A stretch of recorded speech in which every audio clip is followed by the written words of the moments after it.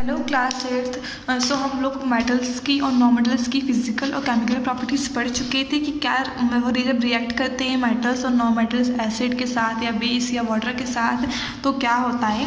Next हम पढ़ेंगे displacement reaction. अब देखिए डिस्प्लेसमेंट से समझ में आ रहा होगा कि किसी की जगह चेंज करना। तो इस रिएक्शन में क्या होता है कि हम किसी भी एलिमेंट की या मेटल्स की नॉन मेटल्स की क्या करते हैं, पोजिशन को चेंज करते हैं। इसकी डेफिनेशन हम रीड करेंगे।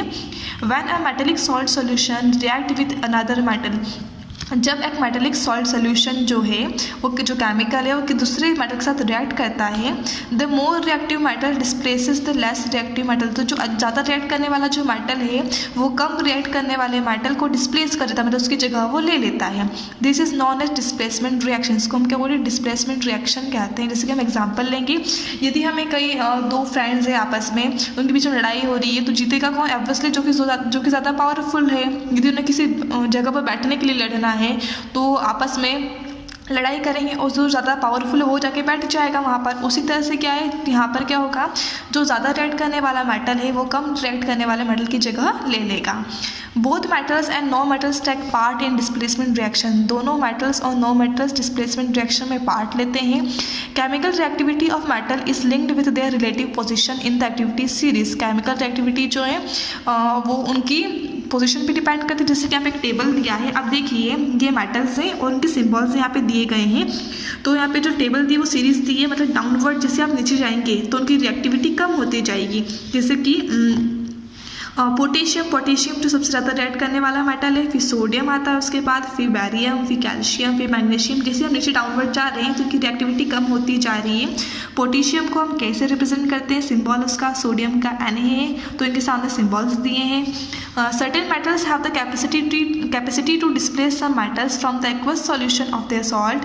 अ metal placed higher in the activity series can displace the metal that occupies a lower position from the aqueous solution of its salt. अब जब आपस में ये लोग रिएक्ट कर रहे हैं तो क्या होता है, जो हम हायर रिएक्टिविटी वाला मेटल है वो लोअर रिएक्टिविटी वाले मेटल को डिस्प्लेस कर देता है। जैसे कि एग्जांपल हम पढ़ेंगे, iron which is placed higher in the activity series than copper reacts with copper sulphate solution. अब देखिए आयरन को ज़्यादा एक्टिविटी ज़्यादा करता है आयरन और कॉपर से, तो कॉपर सल्फेट सॉल्यूशन में जो आयरन है वो क्या करेगा, copper however does not react with iron sulphate as it is less reactive than iron. अब कॉपर जो है आयरन सल्फेट में क्या होता है, कॉपर रिएक्ट नहीं करता है, लेकिन कॉपर सॉल्यूशन में आयरन रिएक्ट करेगा। Metals placed higher in the activity series are more reactive than those metals placed below. अब देखिए यहाँ पे क्या है, CuSO4 ये कॉपर सल्फेट सॉल्यूशन है और जो कि ब्लू कलर का है, और Fe यहाँ पे क्या आयरन है। अब ये दोनों सॉल्यूशन और आयरन दोनों आपस में रिएक्ट कर रहे हैं। तो देखिए उन्होंने क्या किया है, CuSO4 को FeSO4 बन गया, मतलब Cu जो कम रिएक्ट कर रहा है उसको उसने रिप्लेस कर दिया, Fe आ गया और अलग क्या हो गया, यहाँ पे कॉपर अलग हो गया है।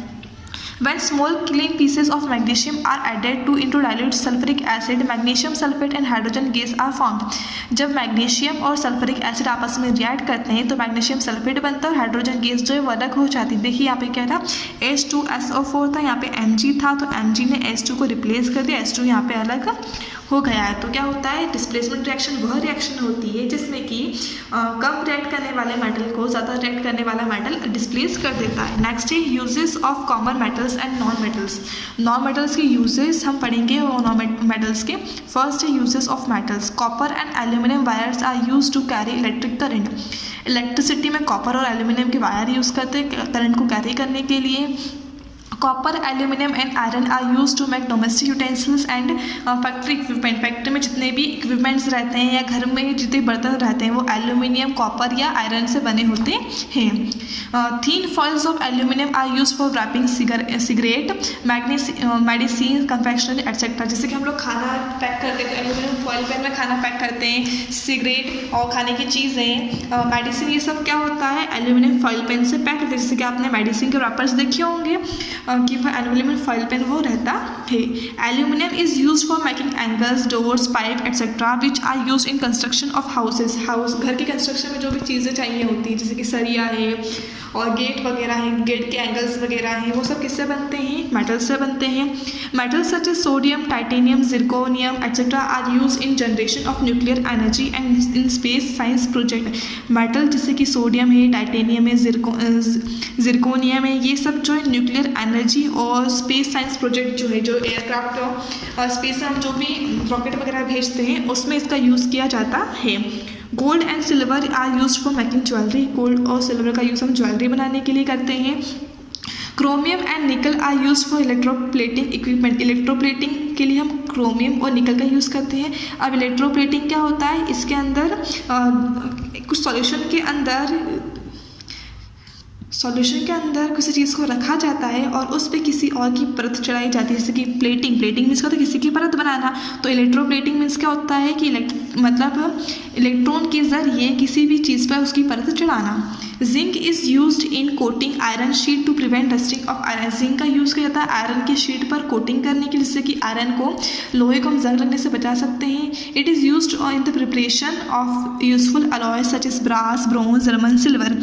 अब ये सब जर्मन जो है, सिल्वर है और ब्रास, ब्रोंज, ये सब क्या है? अलॉय है, जो कि मेटल के साथ में कुछ चीज़ें मिलाकर बनाए जाते हैं, तो इनके लिए यूज़ किया जाता है। Aluminium find extensive use in fabricating parts of aeroplane and spacecraft. Aeroplane और स्पेसक्राफ्ट, रॉकेट वगैरह जितने भी हैं, उनकी पार्ट्स बनाने के लिए एल्यूमिनियम का यूज़ किया जाता है। नेक्स्ट है यूजेस ऑफ नॉन मेटल्स। अब नॉन मेटल्स के यूजेस क्या हैं? Hydrogen is used in the manufacturing of ammonia gas, which is used to manufacture fertilizers such as urea and ammonium sulfate.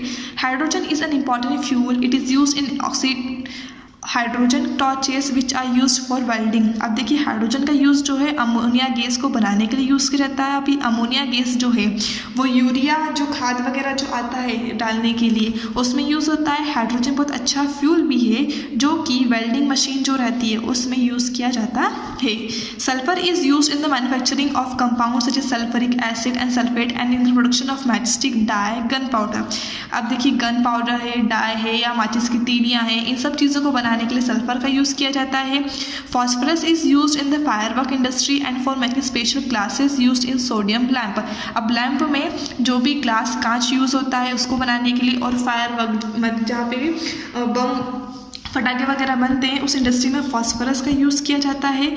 Silicon is used for making electronic component like transistor, integrated circuit, micro processor and chip use in computer. अब देखिए, computer में transistor भी होता है, integrated circuit भी होता है, micro processor भी होता है, चिप भी होती है, तो ये सारी चीज़ें जो है सिलिकॉन से बनी रहती है। सिलिकॉन क्या एक नॉन मेटल है। Graphite is a form of carbon. Graphite जो है कार्बन का ही एक फॉर्म है। It is soft and slippery and is used as a lubricant in powder to form powder form. It is a good conductor of electricity and is used as an electrode. अब graphite जो होता है काफ़ी soft रहता है और slippery रहता है, इसलिए लुब्रिकेंट पाउडर के फॉर्म में यूज़ करते हैं इसको, और इलेक्ट्रिसिटी को भी अच्छे से कंडक्ट करता है, इसलिए इलेक्ट्रोड की तरह यूज़ किया जाता है।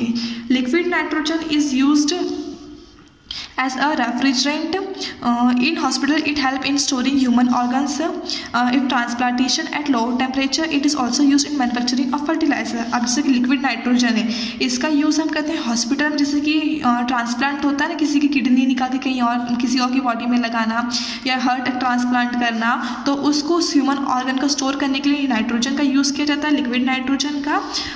और इसको लिक्विड नाइट्रोजन को हम फर्टिलाइज़र के रूप में भी यूज़ करते हैं। Chapter completed।